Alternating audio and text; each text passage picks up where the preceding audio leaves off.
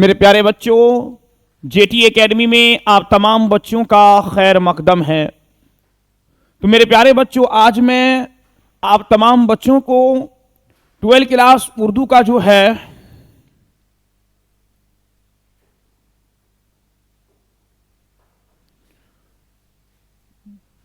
देखिए 12वीं क्लास उर्दू का चैप्टर नंबर 33, 34 और 35, यानी इन तीनों चैप्टर के अंदर जितने भी ऑब्जेक्टिव और सब्जेक्टिव सवाल आपके बुक के अंदर मौजूद है, उन तमाम ऑब्जेक्टिव और सब्जेक्टिव सवाल को आज हल करेंगे।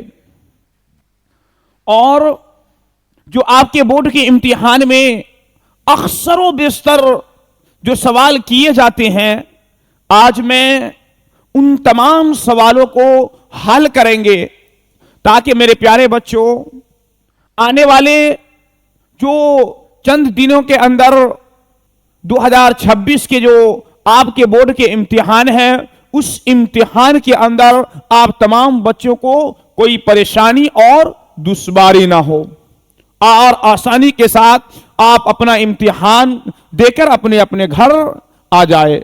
तो आप तमाम बच्चों से मैं यही आग्रह और गुजारिश करूंगा कि आप तमाम बच्चे मेहनत के साथ अपनी पढ़ाई को कीजिए। जो वक्त 1 महीने का आपके पास है, यह बहुत ही कीमती वक्त है।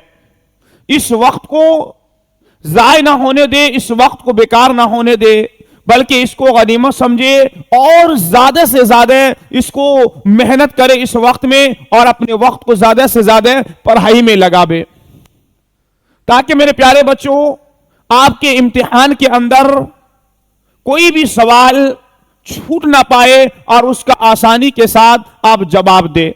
अगर आप पढ़े रहेंगे तभी यह हो सकता है।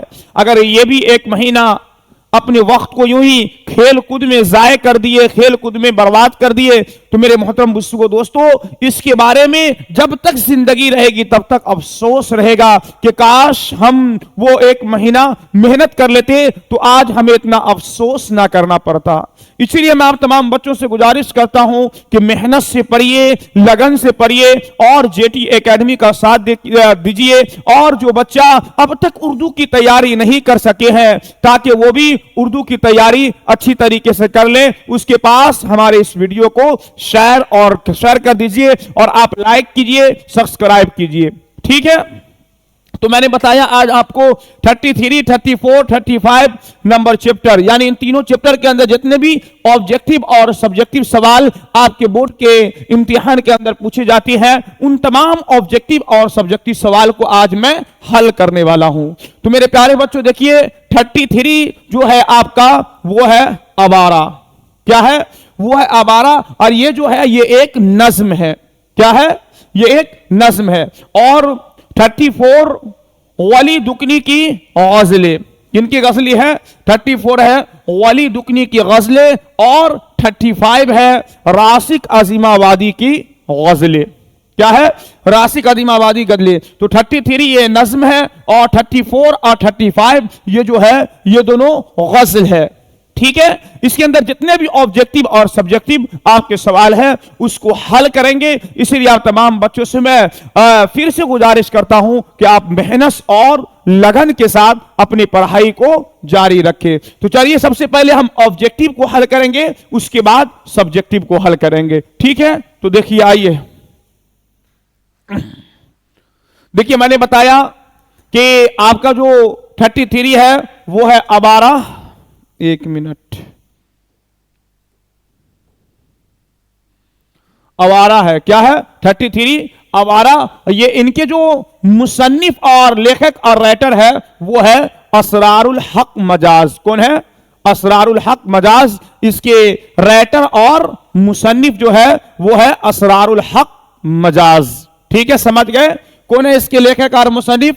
असरारुल हक मजाज आवारा नज्म के ये लेखक और मुसन्निफ है। और मैंने बता दिया ये एक नज्म है। ठीक है, समझ गए इतना? अब आइए हम सबसे पहले ऑब्जेक्टिव को हल करते हैं। देखिए सबसे पहला आपका ऑब्जेक्टिव क्या है? जेरे निसाब नज्म आवारा के शायर कौन है? यानी ज़ेर निसाब नज्म है उसके शायर यानी इसके लेखक और मुसन्निफ कौन है। ये अक्सर बेशतर ये सवाल आपके बोर्ड के इम्तिहान में किए जाते हैं और पूछे जाते हैं। यानी जो चैप्टर के लेखक और मुसन्निफ होते हैं उसके मुतालिक पूछते हैं कि ये नज्म जो है आवारा इसके शायर कौन है, यानी इसके लेखक और राइटर कौन है। तो देखिए ज़ेर निसाब नज्म आवारा के शायर आपका ऑप्शन ए है मजाज, बी है जोश, और जीम है फैज अहमद फैज, और जीम है अली सरदार जाफरी। तो ज़ेर निसाब नज्म आवारा के शायर कौन है, इनके जो शायर है वो है मजाज, यानी ऑप्शन ए कहिए कहिए या ऑप्शन अलिफ कहिए, ये आपका परफेक्ट और सही है।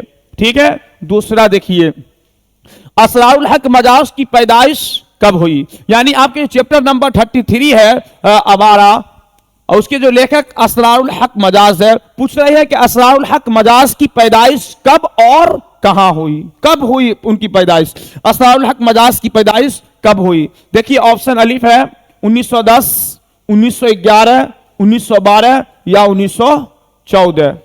तो असरारुल हक मजाज की पैदाइश कब हुई, आप तमाम बच्चों को हम 30 सेकंड का वक्त देते हैं, बताएं आप कमेंट करके कि असरारुल हक मजाज की पैदाइश कब हुई, बताइए आप लोग। तो देखिए असरारुल हक मजाज की जो पैदाइश है वो ऑप्शन बा आपका परफेक्ट है, यानी 1911 में इनकी पैदाइश हुई, ये ऑप्शन आपका बिल्कुल सही है। ठीक है, आगे देखिए तीसरा ऑब्जेक्टिव, मजाज के वालिद का नाम क्या था, यानी आवारा नज्म के जो मुसन्निफ असरारुल हक मजाज है पूछ रहे इनके वालिद मुहतरम का क्या नाम था। मजाज के वालिद का नाम क्या था, ऑप्शन अलिफ है मिराजुल हक, ज़ियाउल हक या सिराजुल हक या अबरारुल हक। तो मजाज के वालिद का नाम क्या था, मजाज के जो वालिद है इनके वालिद का नाम था सिराजुल हक, ऑप्शन जीम या ऑप्शन सी आपका परफेक्ट और बिल्कुल सही है। स्क्रीनशॉट कीजिए और कॉपी पर नोट कीजिए। आगे देखिए चौथा ऑब्जेक्टिव, मजाज को कहां की फिजा रास आई, यानी मजाज को कहां तबीयत लगी, कहां उनको अच्छा लगा, कहां उनको दिल को सुकून मिला, वो पूछ रहे हैं मजाज को कहां की फिजा रास आई। ऑप्शन अलिफ है दिल्ली की फिजा, बा है अलीगढ़ मुस्लिम यूनिवर्सिटी की फिजा, जीम है हैदराबाद की फिजा, और दाल है लखनऊ की फिजा। तो मजाज को कहां की फिजा रास आई, मजाज को जो है वो अलीगढ़ मुस्लिम यूनिवर्सिटी की फिजा रास आई, यानी ऑप्शन बा जो है आपका परफेक्ट है। क्या ऑप्शन बा, यानी अलीगढ़ मुस्लिम यूनिवर्सिटी की फिजा इनको रास आई। ठीक है, पांचवा ऑब्जेक्टिव देखिए, मजाज का इंतकाल कब हो गया, मजाज का इंतकाल कब हुआ। मेरे प्यारे बच्चों ये जो दो सवाल है उनकी पैदाइश कब हुई और उनका इंतकाल कब हुआ, ये अक्सरों बेशतर आपके इम्तिहान के अंदर पूछे जाते हैं।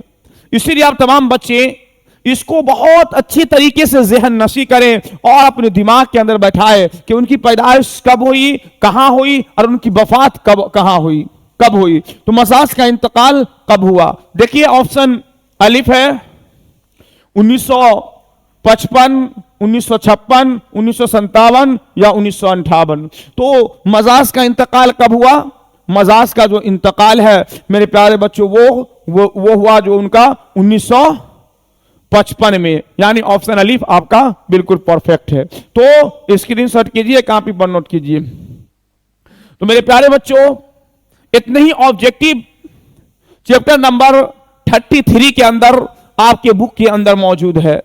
तो अब ऑब्जेक्टिव के बाद अब हम सब्जेक्टिव को हल करेंगे। ठीक है, ऑब्जेक्टिव इतना समझ गए, अब हम सब्जेक्टिव को हल करते हैं। देखिए सबसे पहला क्या है, क्या शायर पहला जो है मुख्तसर तरीन सवालात मा जवाबात, यानी ये जो है 2 नंबर के सवाल आपसे किए जाएंगे, मुख्तसर तरीन सवालात मा जवाबात। ठीक है, देखिए पहला क्या है, क्या शायर सड़कों पर आवारा फिर रहा था, यानी शायर जो है असरारुल हक मजाज के बारे में कह रहे हैं, क्या शायर सड़कों पर आवारा फिर रहा था। तो इसका जो जवाब होगा हां, शायर सड़कों पर आवारा फिर रहा था। ठीक है, आगे देखिए दूसरा, शायर किसके मोती की लड़ी कहता है, यानी शायर जो है किसको मोती की लड़ी कहता है? तो शायर फुलझड़ी को मोती की लड़ी कहता है, यानी अपने महबूबा को शायर जो है वो मोती की लड़ी कहता है। ठीक है, समझ गए इतना? आगे देखिए तीसरा, क्या रात शायर को वीराने में चलने की दावत देती है? क्या रात शायर को वीराने में चलने की दावत देती है? तो इसका जवाब क्या होगा, यानी इस सवाल का जवाब क्या होगा? हाँ, रात शायर को वीराने में चलने की दावत देती है। क्या है? हाँ, रात शायर को वीराने में चलने की दावत देती है। ठीक है, समझ गए इतना? आगे देखिए चौथा, एक तूफान बला किसके लिए मुंतजिर है? एक तूफान बला किसके लिए मुंतजिर है? यानी पूछ रहे हैं एक तूफान बला किसके लिए मुंतजिर है? तो एक तूफान बला शायर के लिए मुंतजिर है। किसके लिए मुंतजिर है? एक तूफान बला किसके लिए मुंतजिर है, यहां पर पूछ रहे हैं। तो एक तूफान बला जो है ये शायर के लिए मुंतजिर है। ठीक है, समझ गए इतना? आगे देखिए पांचवा, क्या वो सारा कसर सुल्तानी फूक देना चाहते हैं? क्या शायर के वो कह रहे हैं शायर, क्या वो सारा कसर सुल्तानी को फूक देना चाहते हैं, यानी वो कसर सुल्तानी को जला देना चाहते हैं? तो इसका जो जवाब होगा, हाँ, शायर सारा कसर सुल्तानी को फूक देना चाहते हैं, यानी उनको मिटा देना चाहते हैं, उनको जला देना चाहते हैं। ठीक है, इसको स्क्रीनशॉट कीजिए और कॉपी पर नोट कीजिए। आगे देखिए छठा, क्या आवारा एक पुरअसर नज्म है? यानी आवारा नज्म जो उसके बारे में पूछ रहे हैं, क्या आवारा नज्म जो है एक पुरअसर नज्म है, यानी असरदार नज्म है आवारा? तो इसका जवाब होगा हाँ, आवारा एक पुरअसर नज्म है। हाँ, बहुत ही असरदार ये आवारा नज्म जो है बहुत ही असरदार नज्म है, लोगों में इसका बहुत ज्यादा शोहरत और बहुत ज्यादा चर्चा है। ठीक है, सातवां देखिए, क्या इस नज्म का उन्वान दुरुस्त है? यानी इस नज्म का जो उन्वान है आवारा, उसके बारे में पूछ रहे हैं, क्या इस नज्म का जो उन्वान है आवारा वो दुरुस्त है या दुरुस्त नहीं है? तो इसका जवाब देखिए क्या है, हाँ, इस नज्म का उन्वान बिल्कुल दुरुस्त और सही है। क्या है? इस नज्म का उन्वान जो है बिल्कुल दुरुस्त और सही है। ठीक है, आठवां देखिए, क्या मजाज एक तरक्की पसंद शायर थे? यानी जो आवारा नज्म है उसके जो मुसन्निफ असरारुल हक मजाज है उसके बारे में पूछ रहे हैं, क्या मजाज एक तरक्की पसंद शायर थे? यानी तरक्की करने वाले वो शायर थे या नहीं थे? उनका जवाब है हाँ, मजाज एक तरक्की पसंद शायर थे। क्या थे? एक तरक्की पसंद शायर, मजाज जो है मजाज एक तरक्की पसंद शायर थे। ठीक है, समझ गए इतना? आगे देखिए नौमा, क्या उर्दू की रोमानी शायरी में मजाज का नाम रोशन है? यानी उर्दू का जो रोमानी शायरी है पूछ रहे कि उसमें क्या मजाज का नाम रोशन है या रोशन नहीं है? तो देखिए हाँ, उर्दू के रोमानी शायरी में मजाज का नाम बिल्कुल रोशन है। रोशन, उर्दू के रोमानी शायरी में मजाज का नाम रोशन है। ठीक है, इसको स्क्रीनशॉट कीजिए और कॉपी पर जल्दी जल्दी नोट कीजिए। तो मेरे प्यारे बच्चों 33 यानी 33वां जो आपका चैप्टर था उसमें ऑब्जेक्टिव और सब्जेक्टिव जितने भी पूछे गए हैं मैंने तमाम ऑब्जेक्टिव और सब्जेक्टिव को बता दिए। अब हम वह चैप्टर नंबर 34 को हल करेंगे। ठीक है, तो देखिए चैप्टर नंबर 34 है आपका, इसमें का 2 ऑब्जेक्टिव जो है वो शायद नीचे होगा, छूट गया है। तो चैप्टर नंबर 34 जो है वो एक गज़ल है। क्या है? वो एक गज़ल है। सबसे पहले ऑब्जेक्टिव को हल करेंगे। देखिए, वली दुकनी ने किस शायर के बारे में मसनवी लिखा है? यानी वली दुकनी जो है पूछ रही है किस शहर के बारे में इन्होंने मसनवी लिखना है, यानी कौन के शहर के ऊपर इन्होंने अपने मसनवी को लिखा है। देखिए ऑप्शन अलिफ है अहमदाबाद, बी है औरंगाबाद, सी है सूरत और डी है मैसूर। तो वली दुकनी ने किस शहर के बारे में मसनवी लिखा है? तो वली दुकनी ने सूरत के बारे में, सूरत शहर के बारे में इन्होंने अपने मसनवी को लिखा है। ठीक है, आगे देखिए चौथा, वली के किस शागिर्द ने दीवाने वली का मखतूता लिखा है? यानी वली दुकनी जो है पूछ रहे कि उनके कौन से शागिर्द ऐसे हैं जिन्होंने दीवाने वली का मखतूता लिखा है। यानी दीवाने वली नाम का जो किताब है पूछे उसका मखतूता वली दुकनी के कौन से शागिर्द ने लिखा है? देखिए ऑप्शन ए है अलिफ है सनाउल्लाह, बी है रजाउल्लाह, डी है बरकतुल्लाह और दाल है जफरुल्लाह। तो वली दुकनी के किस शागिर्द ने दीवाने वली का मखतूता लिखा है? तो उनके सनाउल्लाह जो शागिर्द है उन्होंने दीवाने वली का मखतूता लिखा। यानी ऑप्शन अलिफ जो है आपका परफेक्ट और बिल्कुल सही है। ठीक है, अब देखिए पांचवा, वली दुकनी का इंतकाल कब हुआ? यानी इनका इंतकाल कब हुआ? मैं हर एक चैप्टर के अंदर ये सवाल आता है, उनका इंतकाल कब हुआ और उनकी पैदाइश कब हुई। पूछ रहे वली दुकनी का इंतकाल कब हुआ? तो देखिए ऑप्शन अलिफ है 1719, 1720, 1721 या 1722। तो वली दुकनी का इंतकाल कब हुआ? वली दुकनी का जो इंतकाल हुआ है वो 1722 में हुआ, 20 में हुआ है।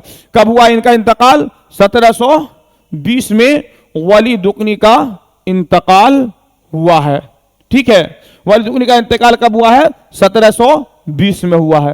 तो ऑब्जेक्टिव जो है इतना ही आपके चैप्टर नंबर 34 के अंदर पूछे गए हैं। अब हम इसको अंदर जितने भी सब्जेक्टिव है सब्जेक्टिव को हल करेंगे। सबसे पहले इसका स्क्रीनशॉट कीजिए और कॉपी पर नोट कीजिए।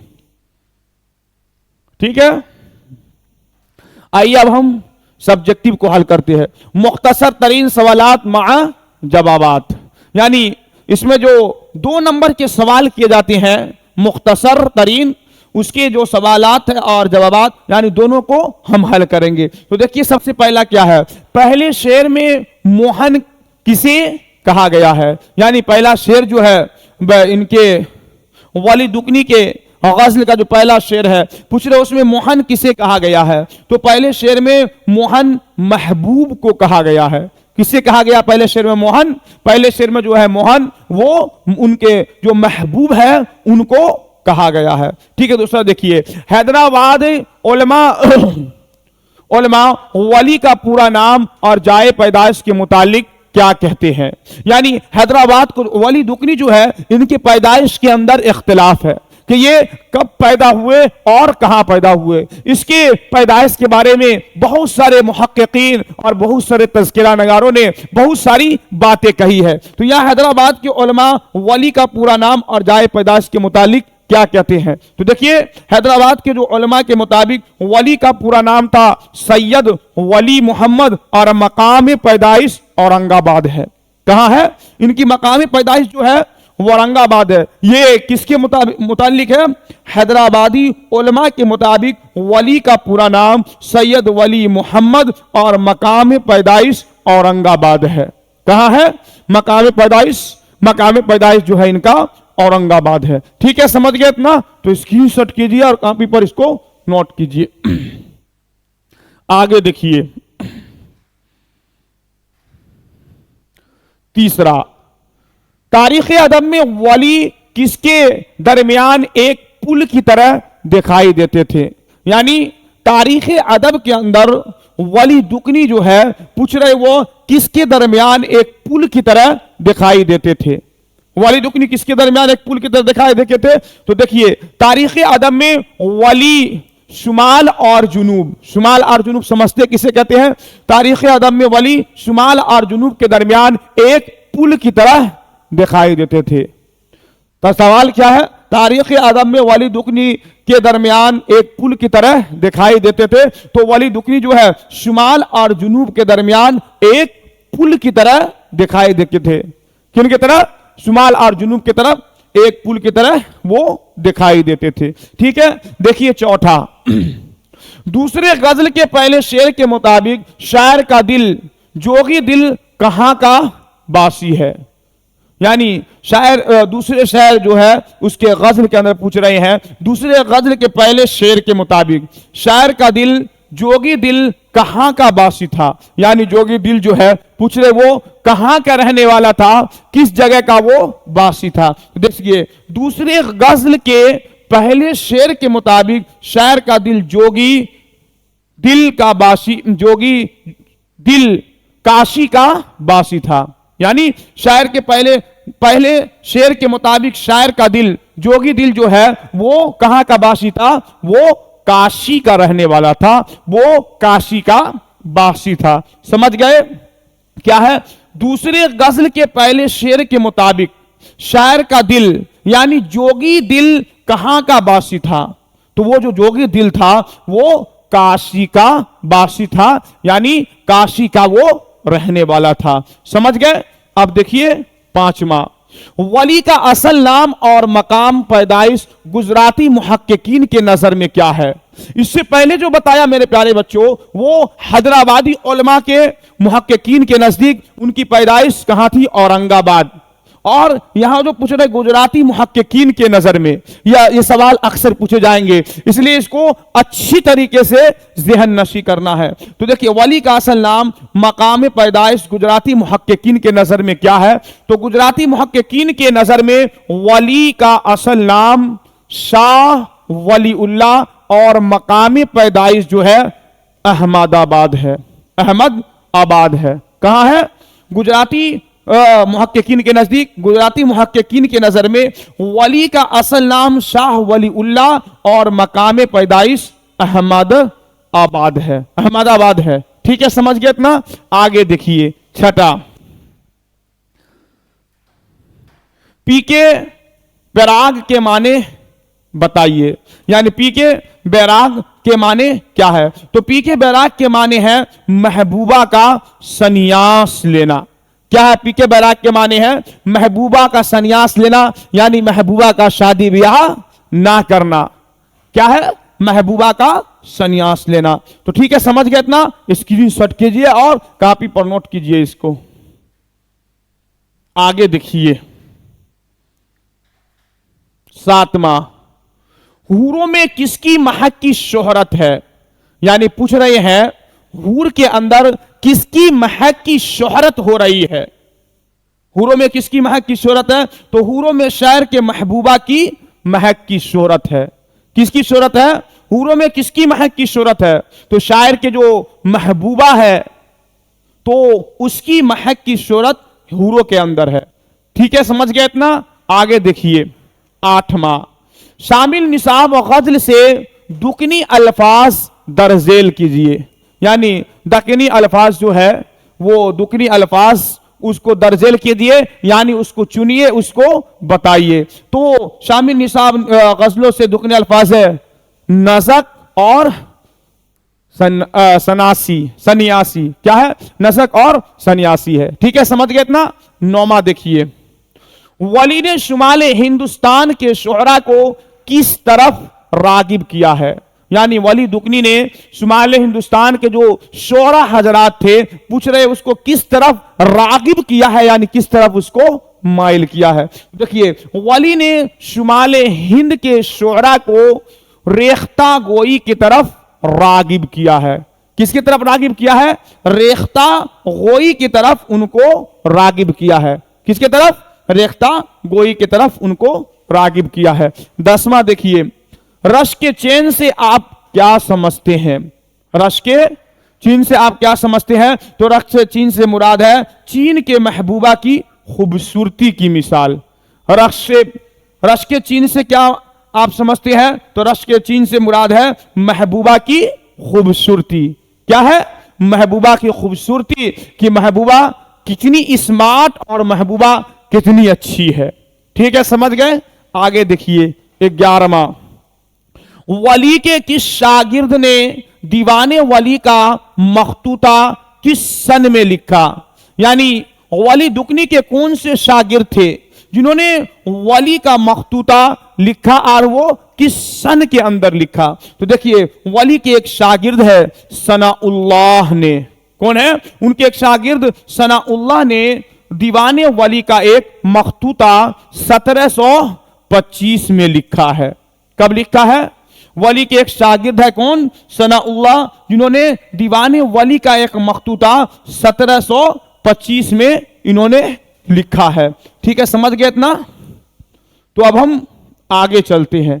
ठीक है, तो मेरे प्यारे बच्चों, चैप्टर नंबर 34 यानी चैप्टर नंबर 34 के अंदर इतना ही ऑब्जेक्टिव और सब्जेक्टिव आपके बोर्ड के इम्तिहान में पूछे जाएंगे, इतने ही में से, और आपके बुक के अंदर भी इतना ही मौजूद है जितना मैंने आपको बताया है। तो इसको स्क्रीनशॉट कीजिए और अपने अपने कॉपी पर नोट कीजिए। ठीक है, आगे देखिए चैप्टर नंबर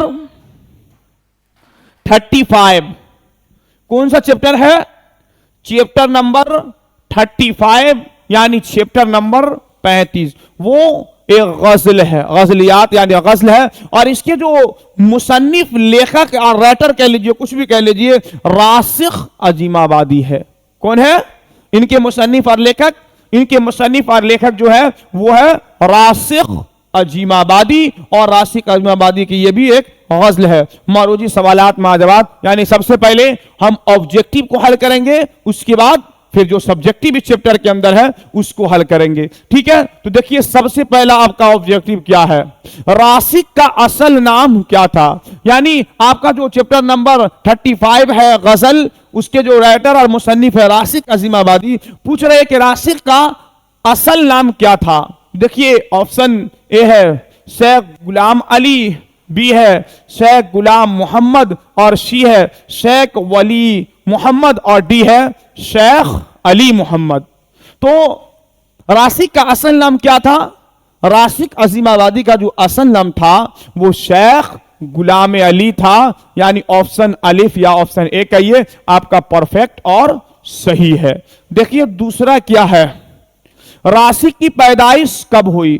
मैं बार बार आप तमाम बच्चों से कहता हूं कि उनकी पैदाइश और वफात कब हुई, ये अक्सर आपके इम्तिहान में पूछे जाते हैं और पूछे जाते चले आ रहे हैं। आप 2025 के जो बोर्ड के इम्तिहान हुए थे उसका पेपर उठाकर देखिए, देखिए इन सब तमाम सवाल है कि नहीं। तो देखिए रासिख की पैदाइश कब हुई, तो ऑप्शन अलिफ है 1756 या 1757 या 1755 या 1759। तो रासिख अजीमाबादी की पैदाइश कब हुई? रासिख अजीमाबादी की जो पैदाइश हुई है वो 1757 में, यानी ऑप्शन बी आपका परफेक्ट और बिल्कुल सही है। ठीक है, समझ गए इतना? आगे देखिए तीसरा,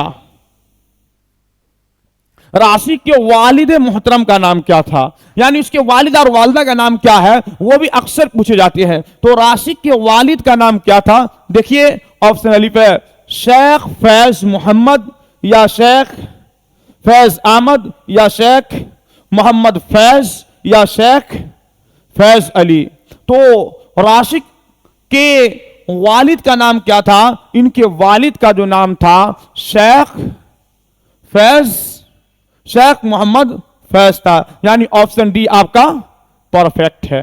ठीक है, समझ गए? स्क्रीनशॉट कीजिए और अपने अपने कॉपी पर इसको नोट कीजिए।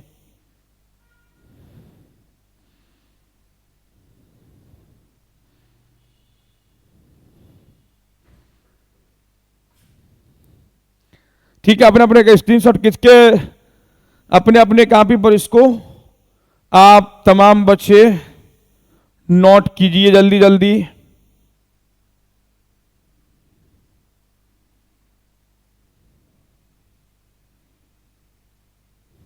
ठीक है, आगे देखिए, आगे देखिए 4, रासिख किस मशहूर शायर के शागिर्द थे, यानी कौन से ऐसे मशहूर शायर है जिसके शागिर्द थे कौन? रासिख अजीमाबादी। तो रासिख किस मशहूर शायर के शागिर्द थे? देखिए अलिफ है मीर तकी मीर, बा है मिर्जा गालिब, और सी है ख्वाजा मीर दर्द, और जीम है मोहम्मद रफी सौदा।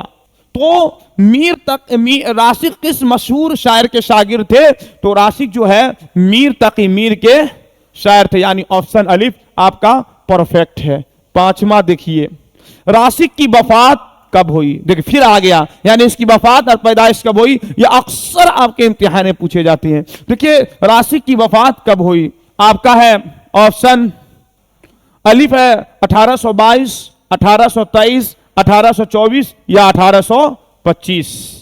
तो राशिक की वफात कब हुई, राशिक अजीमाबादी की, यानी राशिक अजीमाबादी की जो वफात हुई है वो 1823 में, यानी ऑप्शन जीम जो है बा जो है आपका परफेक्ट है। 1823 में इनकी वफात हुई। स्क्रीनशॉट कीजिए और कॉपी पर नोट कीजिए, ठीक है। तो आपके जो बुक के अंदर है इतने ही ऑब्जेक्टिव पूछे गए हैं, आप जो सब्जेक्टिव है उसको हल करते हैं, ठीक है, आप सब्जेक्टिव को हल करते हैं। देखिए मुख्तसर तरीन सवालात मा जवाबात, ठीक है।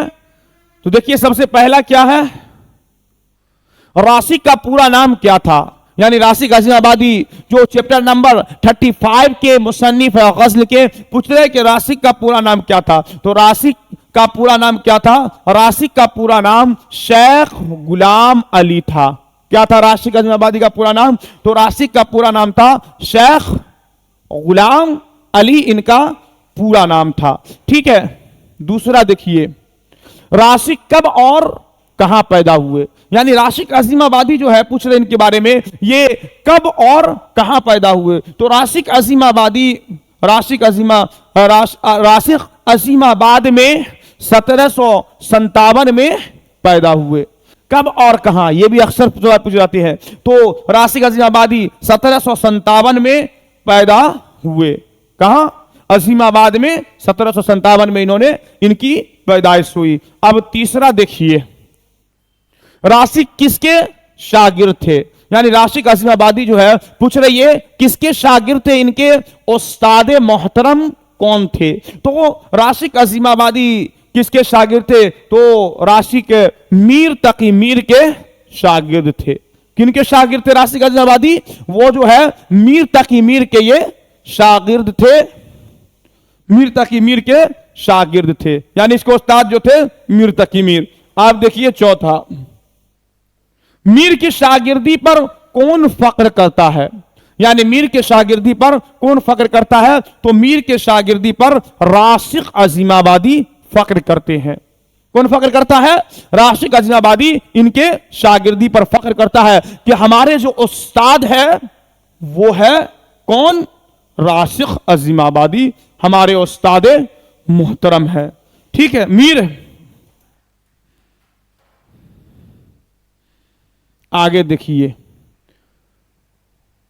पांचवा, राशिक ने खुसूसन किस किस मुसन्निफ में किस किस सनफ में तबा आजमाई की है, यानी राशिक अजीमाबादी पूछ रहे हैं उन्होंने किस किस सनफ के अंदर तबा आजमाई किया, यानी किस किस सनफ के अंदर वो काम करते थे, किस किस सनफ में इनको महारत हासिल थी। तो कहा है राशिक ने खुसूसन गज़ल, क़साइद, रबाइयात और मसनवियात में तबा आजमाई की है। किस किस में तबा आजमाई की है, राशिक ने खुसूसन गज़ल में, क़साइद में, रबाइयात में और मसनवियात में इन्होंने तबा आजमाई की है, ठीक है। समझ गए इतना। आगे देखिए छठा,